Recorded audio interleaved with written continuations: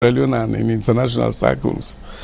I finished my undergraduate degree in 1972, and I joined the central bank, and I rose up to the level of the position of Deputy Director of Research.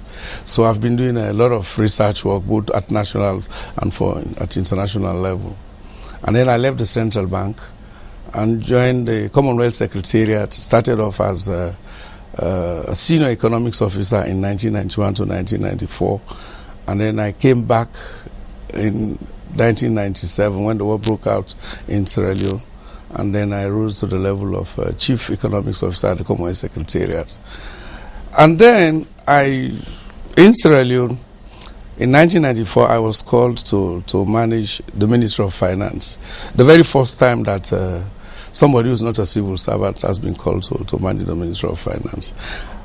But as minister or no, as a financial secretary, like a permanent secretary. Okay. So in 1994, so I came there, but I was also managing the World Bank Structural Adjustment Program. I was a manager, so I combined the two offices. Because at that time it was necessary. Whilst we were pursuing the war, it was important that we did not lose the country. We did not lose the lives of the people as well. So we needed structural adjustment programs that will help us soften the impact of the war. So I managed that 1994 until 1997, when actually the war escalated, and so we all ran. And that's when I came back to the Commonwealth Secretariat as a second leg.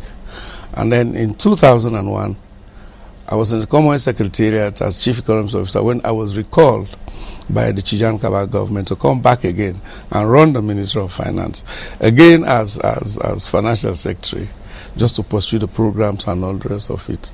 I was in that position until 2006.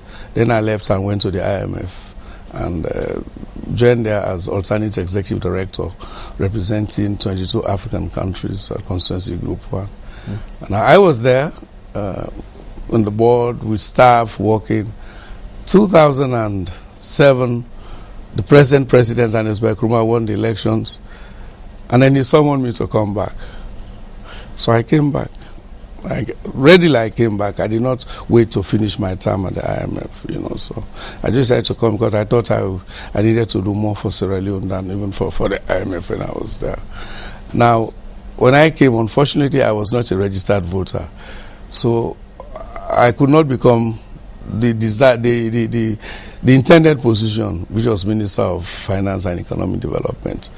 So I was posted to the central bank as governor, which was my base and all the rest of it. So I was there in 1998, 2008 and 2009, March. And then the president finally, when I registered, I came to the Ministry of Finance as Minister of Finance, and I was there until 2012. And during that process, I pioneered two important programs, poverty and growth programs, Agenda for Change and Agenda for Prosperity. And then the president thought it fit in 2007 to send me to the Ministry of Foreign Affairs. And here I've been there, and I thought this was a very appropriate challenge for me, because I thought in all countries the foreign service needs to be strong.